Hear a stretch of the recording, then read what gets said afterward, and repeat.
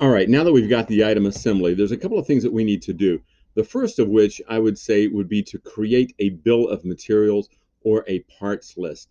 You do that in the assembly section, and that's over here on the right-hand side. If you see my mouse going all the way to the right, there's a bill of materials there, and it gives you this little box here. Yours are going to come up empty since I've already done this before, and it's associated with these parts. You can simply double click in here and type, and I would give it the name of what it is.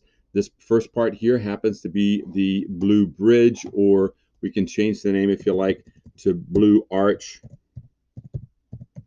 Okay. Down here, this is the second one is the red bar, and it's tall. Remember, we had two bars, a short one and a tall one.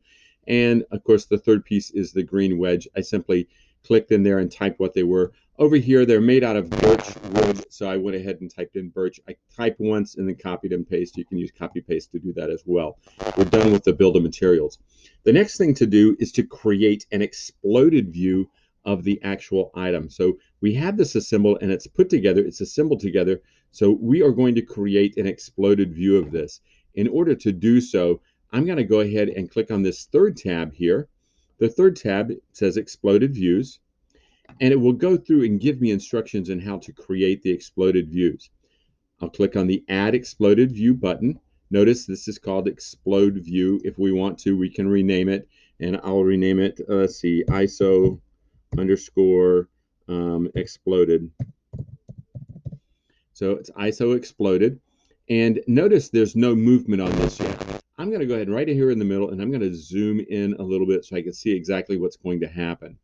Now notice what it says, build steps by dragging components. You get what's called a triad manipulator when you click on a component. So we click on this component here.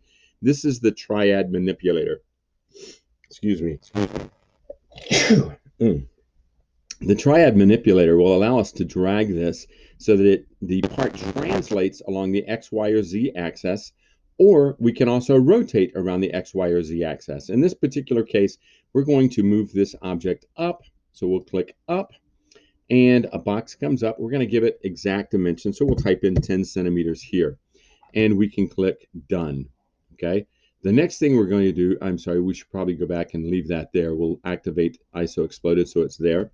The next thing we're going to do is click on this, and we're going to move it along the x-axis. We're going to move it 10 centimeters. Okay. It went to the opposite side, so we're going to go -10 to make it on to go to the left. And we'll hit enter, and that's there. Okay. So we'll click the check mark. Now we're going to take, notice that this pops right back, assuming we want to make another move.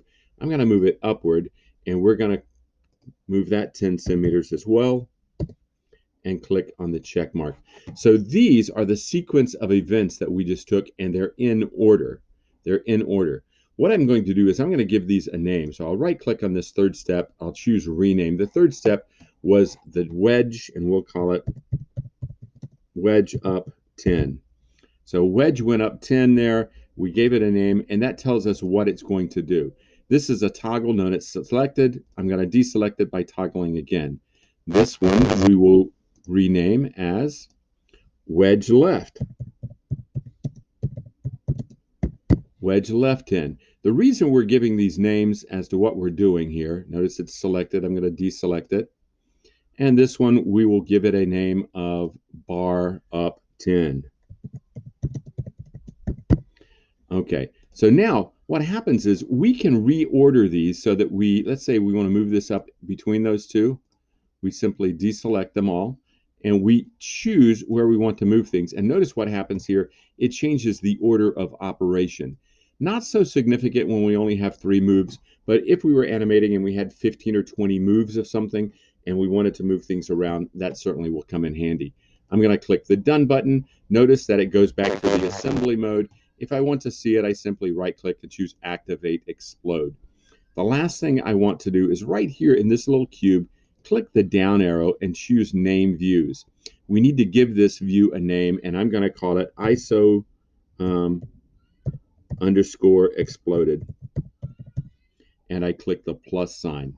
And we will stop there, and we'll pick up when with the drawing.